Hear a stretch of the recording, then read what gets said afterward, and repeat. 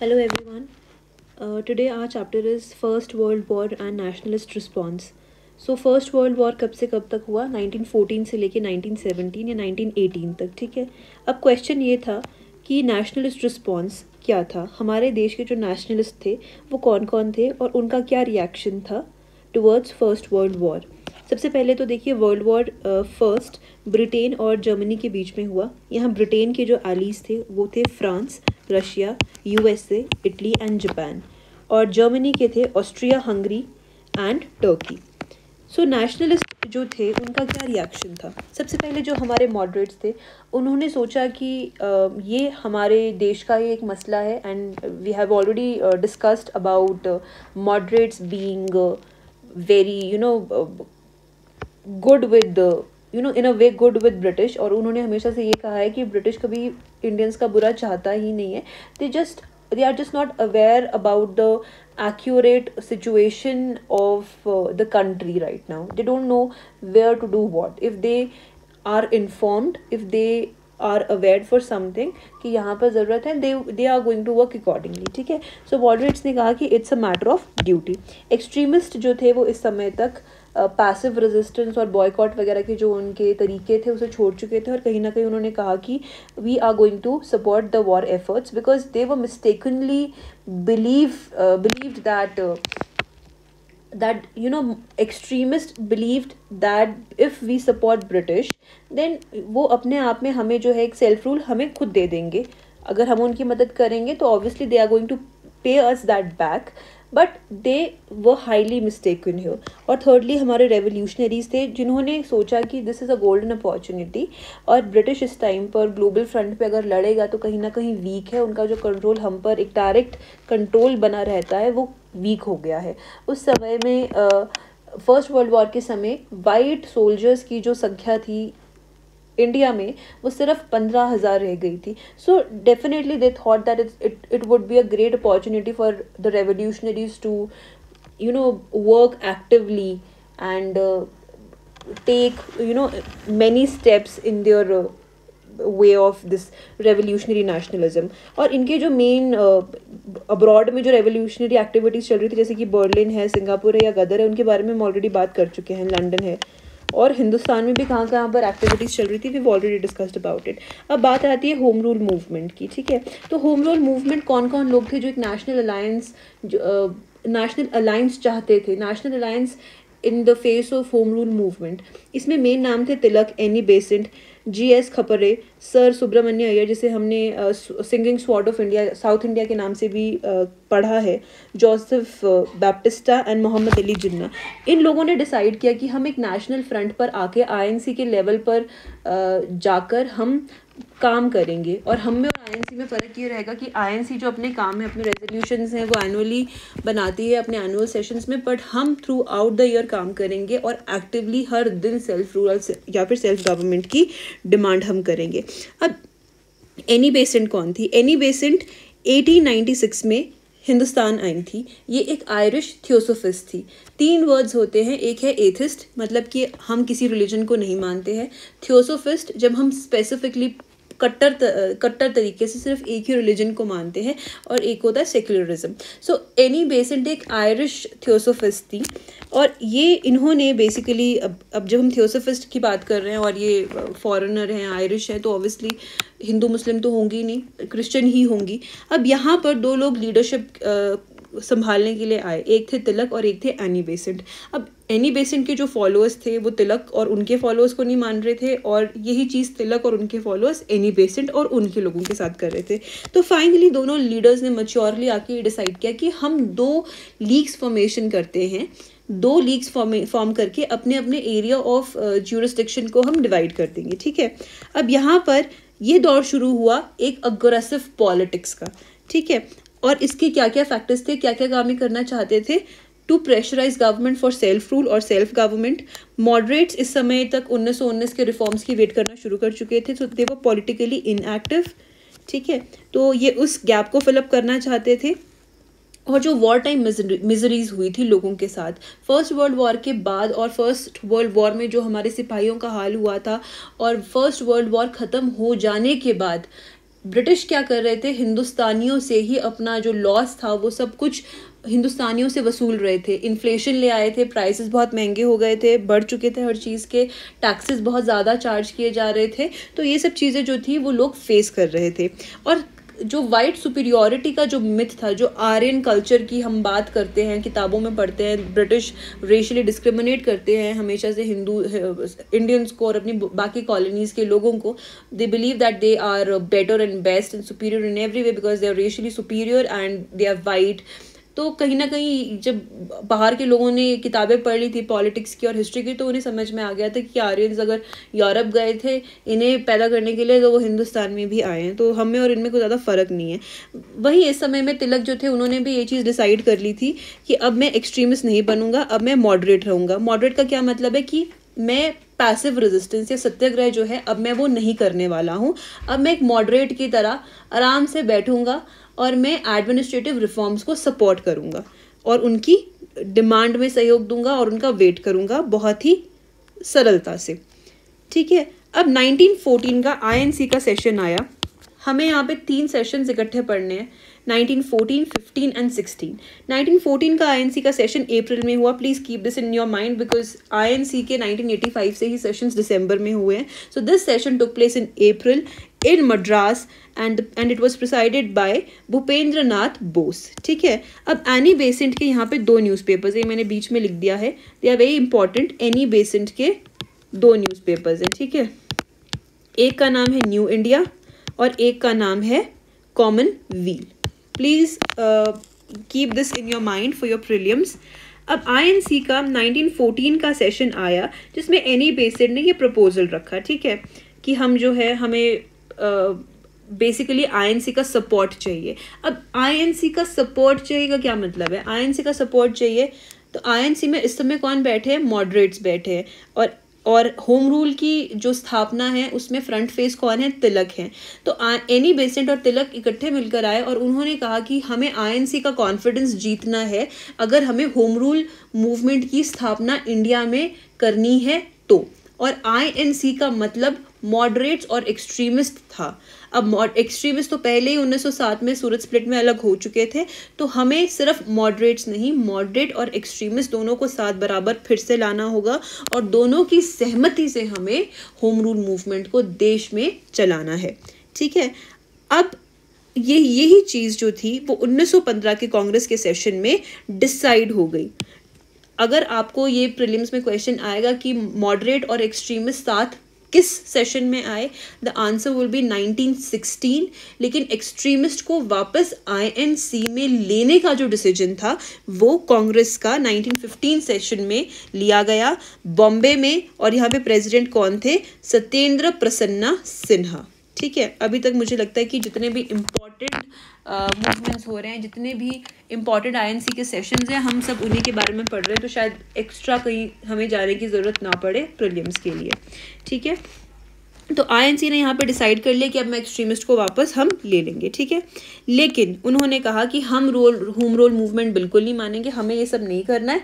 हाँ, ये है कि अगर जैसे होम रूल मूवमेंट जो है वो होम रूल मूवमेंट बेसिकली क्या करना चाहती थी? पॉलिटिकली मासेस को इकट्ठा करना चाहती थी, यूनिफिकेशन चाहती थी देश का। और बैकवर्ड एरियाज थे, मतलब हर जगह देश का हर कोना कोना में वो जाकर लोगों को इकट्ठा करना चाहती थी, पॉलिटिकली इंस्टिगेट करना चाहती थी। तो आईएनसी ने बोला होम रूल मूवमेंट तो हम अप्रूव करेंगे नहीं।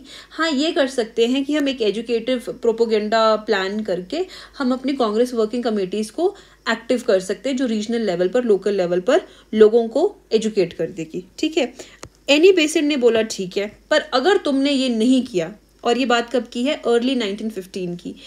एनी बेसेंट ने कहा कि if Congress does not do this then I am going to do what I feel like doing. ठीक है, और कांग्रेस ने वो ही किया। कांग्रेस ने अपनी कमिटमेंट को पूरा किया ही नहीं और एनी बेसेंट को आ गई फिर, तो उसको फिर आ गई and then she started with the home rule movement. अब यहाँ डायरेक्टली हम होम रूल मूवमेंट पर आएंगे। एक था तिलक का और एक था एनी बेसेंट का। एनी बेसेंट ने बनाया all India home rule league. A से एनी है और ए से ही ऑल है। ठीक है, और तिलक ने बनाया इंडियन होम रूल लीग। आपको अगर एक क्वेश्चन आता है, please keep this in your mind, it is all India when it comes to any basint and it is Indian when it comes to Tilak, ठीक है। तो तिलक की जो इंडियन होम रूल की स्थापना थी वो अप्रैल 1916 में हुई, और एनी बेसेंट की all India home rule league जो थी उसकी स्थापना सितंबर 1916 में हुई। जो तिलक की होम रूल मूवमेंट था उसका फर्स्ट मीटिंग बेलगाम में हुआ, और इसके हेडक्वार्टर्स पुणे में बनाए गए। उस समय इसे पूना कहा जाता था। वहीं एनी बेसेंट के हेडक्वार्टर्स थे मद्रास। अब तिलक के जो एरिया ऑफ ज्यूरिस्डिक्शन थे, कहाँ कहाँ तिलक की होम रूल मूवमेंट काम करने वाली थी, वो था Maharashtra, Karnataka, Central Provinces, Berar, and Maharashtra में specifically not Bombay, I am saying Maharashtra except Bombay, and Annie Besant everywhere the rest of the India जो यहाँ से बचा प्लस बॉम्बे, ठीक है। सो बॉम्बे में किसका होम रूल मूवमेंट चलेगा? एनी बेसेंट का। एनी बेसेंट ने तकरीबन 200 ब्रांचेस खोले, और वहीं तिलक की होम रूल मूवमेंट के जो ब्रांचेस थे वो थे 6, ठीक है। और यहाँ पर इन्होंने डिमांड बनाई अपनी स्वराज्य की, formation of linguistic states and education in vernacular language, ठीक है। वहीं पर एनी बेसेंट के बारे में हमें जो इन्फॉर्मेशन है, इनके जो हेडक्वार्टर्स थे दैट वर इन मद्रास। ये काफ़ी बहुत ज़्यादा स्ट्रिक्ट लीग नहीं थी, काफ़ी ज़्यादा लूजली ऑर्गेनाइज थी। 200 ब्रांचेस थे। Bombay was a part of Annie Besant home rule league, and इसके ऑर्गेनाइजेशन के जो सेक्रेटरी थे वो थे जॉर्ज अरंडेल, और इनके 2 मेन वर्कर्स थे BW वाडिया एंड CP स्वामी अय्यर, ठीक है। अब यहाँ पर उन्होंने कैंपेन्स शुरू किए सेल्फ गवर्नमेंट के। दूसरा, appeal and awareness in politically backward areas, specifically that of Gujarat and Sindh, ठीक है। By promoting political education, discussions, public meetings, libraries, reading rooms organisation, getting books, special classes for instigating or encouraging politically the youngsters, the youth or the students, organizing plays, singing religious songs and posters and etc. ये सब थे इनके mode of movement, ठीक है। Through these ways, these methodologies, home rule movement campaigned and brought awareness. अब ये इतना महत्वपूर्ण है कि यहाँ से हमारे देश के जो 1947 में आने वाले बड़े नाम हैं वो इस होम रूल मूवमेंट से सामने आए थे। It was joined by Motilal Nehru, Jawaharlal Nehru, Bhulabhai Desai, C Das के बारे में हमने पहले भी पढ़ा है, Chittaranjan Das, he was the advocate of Aurobindo Ghosh, in which case in Alipur conspiracy case, all right. Then K.M. Munshi, B. Chakrabarti, Saifuddin Kichle, of course the man behind Jallianwala Bagh massacre का जो main reason था, ठीक है। इनका arrest हुआ है। उसमें Madan Mohan Malviya, Jinnah, Tej Bahadur Sapru, Lala Lajpat Rai, and members of servant society. किसकी सर्वेंट सोसाइटी? G.K. गोखले की। अब एनी बेसेंट की एक डिवीजन जो कि बॉम्बे में इस्टेब्लिश थी, उसके प्रेसिडेंट थे Mohammad Ali Jinnah. This is important, all right. But who did not participate? Muslims, उन्होंने फिर से इसे हिंदू मूवमेंट बना दिया। नॉन ब्राह्मण्स, क्योंकि उन्होंने सोचा कि ये तो हिंदू डोमिनेंट या अपर क्लास डोमिनेंट मसला है, हम नहीं लड़ेंगे, ठीक है। अब गवर्नमेंट का क्या एटीट्यूड था? गवर्नमेंट ने मद्रास में सिविल रिप्रेशन किया, ठीक है। फर्स्ट सेकंड, स्टूडेंट्स की जो मीटिंग्स थी उनके अटेंड करने पर स्टूडेंट्स को बैन कर दिया गया, ठीक है। Now students were not able to attend any meetings. फिर तिलक के ऊपर एक केस शुरू हुआ, लेकिन बाद में उसे हाई कोर्ट ने रद्द कर दिया। And Tilak was debarred on entering Punjab and Delhi. Tilak जो थे उन्हें पंजाब और दिल्ली आने से बिल्कुल मना कर दिया था। जून 1917 में एनी बेसेंट, जॉर्ज अरंडेल और BP वाडिया का, मैंने ऊपर शायद BW लिखा है, BP वाडिया का अरेस्ट हो गया। अब जब नेशनल हीरोज अरेस्ट हो गए हैं तो देश में मच गया अनरेस्ट और लोगों ने प्रोटेस्ट करना शुरू कर दिए। Very very important, the singing sword of South India sir Subramania Iyer ने अपना नाइटहुड को रिनाउंस कर दिया, मतलब कि वापस कर दिया। तो अगर क्वेश्चन आता है कि सुब्रमण्य अय्यर ने होम रूल मूवमेंट के दौरान क्या किया था? अपना नाइटहुड रिनाउंस कर दिया था। या फिर ये क्वेश्चन आता है कि अपना नाइटहुड रिनाउंस क्यों किया था? Due to in protest of Annie Besant's arrest और government repression against home rule movement, all right. अब तिलक जो थे, तिलक ने कहा बस बहुत हो गई मॉडरेट्स की पॉलिसी, ये डिमांड्स और ये रिफॉर्म्स, अब मैं वापस अपने पे आ रहा हूँ and I am going to do it in my own way, that is satyagraha या फिर पैसिव रेजिस्टेंस। क्या है सत्याग्रह, क्या है पैसिव रेजिस्टेंस? बॉयकॉट कर दो, खत्म कर दो। एडमिनिस्ट्रेटिवली जहां पर आप ब्रिटिश को हेल्प कर रहे हो मत करो, पॉलिटिकली आप ब्रिटिश को हेल्प कर रहे हो बिल्कुल भी मत करो, उनका बनाया हुआ सामान खरीद रहे हो बिल्कुल मत दो, बिल्कुल मत करो, टैक्सेस पे करो बिल्कुल मत करो, बिल्कुल बॉयकॉट कर दो, ठीक है। अब ये मूवमेंट फेल क्यों हो गया? First, lack of effective organisation. Obviously देश में पहली बार या दूसरी बार इतना बड़ा मूवमेंट हो रहा था इतने बड़े लेवल पर, और लोगों को जो लीडर्स हैं उन्हें रिलीजियस ओरिएंटेड या थियोसोफिस्ट माना जा रहा था, कोई हिंदू था, कोई क्रिश्चियन था, सारे लोग इंस्टिगेट नहीं हो रहे थे, सारे लोग इनकरेज नहीं हो रहे थे, तो कहीं ना कहीं सक्सेसफुल नहीं रहा। फिर कम्युनल राइट्स हो गए 1917-18 में देश में, और अगस्त 1917 में मॉन्टेगो कौन है जी? ये हमारे सेक्रेटरी ऑफ स्टेट है इंडिया के, ये लंदन में बैठते हैं, इंग्लैंड में बैठते हैं। इनकी स्टेटमेंट आई और उन्होंने बोला ठीक है अब हम तुम्हें सेल्फ गवर्नमेंट देने वाले हैं। अब देश तो बहुत खुश हो गया कि अच्छा सेल्फ गवर्नमेंट मिलने वाली है, ये तो कमाल हो गया। अब देखते हैं कमाल कैसे हुआ। मॉडरेट्स ने कहा कि हम एक्सट्रीमिस्ट जो हैं वो पैसिव रेजिस्टेंस करने लग गए हैं, तो जितने भी मॉडरेट्स के लोग थे, आईएनसी के मेंबर्स थे, अब उस टाइम तो obviously INC was dominated by moderates only, तो वो लोग जो होम रूल मूवमेंट में सामने आए थे उन्होंने कहा कि अब तिलक वापस पैसिव रेजिस्टेंस कर रहा है, इसलिए 1918 में उन्होंने बोला अब फर्दर हम सपोर्ट नहीं कर सकते, और अब हमारे 1919 के रिफॉर्म्स भी आने वाले हैं, और अगस्त में 1917 अगस्त में हमारे मॉन्टेगो ने बोल भी दिया कि अब हम इंडिया को रिस्पॉन्सिबल गवर्नमेंट बनाने का मौका भी देंगे, तो अब हम तुम्हारे साथ नहीं है फर्दर, ठीक है। अब एनी बेसेंट यहाँ पर अल्यूजन में फंस गई, वो डिलेमा में फंस गई या कंफ्यूज हो गई जुलाई 1918 में कि अब मैं क्या करूं, ये माउंटफोर्ड रिफॉर्म्स आने वाले, इनका इंतज़ार करूं, वहाँ पर कोई पैसिव रेजिस्टेंस कर रहा है, कोई रिफॉर्म्स कर रहा है, ये मॉडरेट्स और एक्सट्रीमिस्ट तो फिर अलग अलग हो गए, तो अब मैं क्या करूं? इसलिए कहीं ना कहीं एनी बेसेंट भी साइड पर बैठ गई चुपचाप। और फिर सितंबर 1918 में तिलक के ऊपर एक केस चला और उन्हें अब्रॉड जाना पड़ा। अब्रॉड कहाँ? इंग्लैंड में। वैलेंटाइन चिरोल ने एक बुक लिखी, एक नॉवल जिसका नाम था इंडियन अनरेस्ट। इस बुक में तिलक को कहा गया कि वो इंडिया के एजुटेशनल पॉलिटिक्स के लिए जिम्मेदार हैं, तो तिलक को जाना पड़ा इंग्लैंड। अब एनी बेसेंट डिलेमा में है, कंफ्यूजन में है, वहाँ रिफॉर्म्स आ रहे हैं, मॉडरेट सब रास्ता ले लिए हैं, तिलक को इंग्लैंड जाना पड़ा। अब फिर से हमारी जो यूथ थी वो लीडरलेस हो गई, ठीक है। और साथ में ही अब इमर्जेंस होगा किसका? गांधी का। क्यों? क्योंकि साउथ अफ्रीका के बाद अब हिंदुस्तान आने वाले हैं। 1917 खेड़ा सत्याग्रह या फिर आपका चंपारण सत्याग्रह या फिर अहमदाबाद मिल स्ट्राइक, ये सब होने वाले हैं, क्योंकि गांधी जो हैं वापस आएंगे, इन सत्याग्रहों से अपने पॉलिटिकल करियर की शुरुआत करेंगे इंडिया में और मास हीरो बन जाएंगे, ठीक है। तो 1920 में, मतलब अब ये हम इमर्जेंस ऑफ गांधी के चैप्टर में हम पढ़ेंगे उनके इंडिविजुअल सत्याग्रह, पर होम रूल मूवमेंट इस कगार पे था और फाइनली 1920 में गांधी ने इसकी भागदौड़ पकड़ी और प्रेसिडेंट बने all India home rule league के। लेकिन उन्होंने इसका नाम बदलकर स्वराज्य सभा रख दिया और इस एक साल के अंदर अंदर 1920 में ही ये लीग आईएनसी के साथ मर्ज हो गई। तो ये सारे पॉइंट्स जो हैं वो आपके प्रिलिमिनरी के हिसाब से बहुत इंपॉर्टेंट है।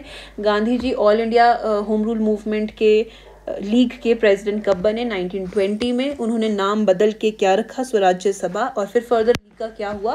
सेम ईयर 1920 में ही वो आईएनसी के साथ मर्ज हो गई, ठीक है।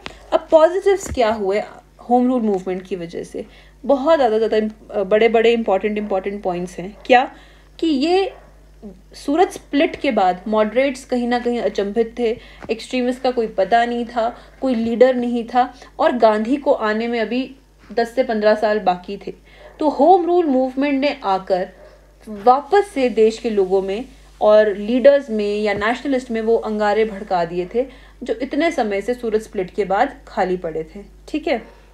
बीच में बंगाल पार्टीशन हुआ या एनलमेंट हुआ, रेवोल्यूशनरीज जगह, वो सब हुआ, लेकिन कहीं ना कहीं एक्टिव लेवल की जो पॉलिटिक्स थी जो गवर्नमेंट के सामने खड़ी थी वो बिल्कुल ही धुंधली पड़ चुकी थी। पर एनी बेसेंट और तिलक के फिर से सामने आने से वो पीरियड जो था, वो वैक्यूम जो था वो फिलअप हो गया था, लोगों में नई रोशनी आ गई थी, ठीक है, लोग फिर से सामने आ गए थे, फिर से लड़ने वाले थे, और फाइनली जो ये मूवमेंट था ये मासेस तक पहुंच चुका था, एजुकेटेड क्लास तक ही सिर्फ सीमित नहीं रह गया था।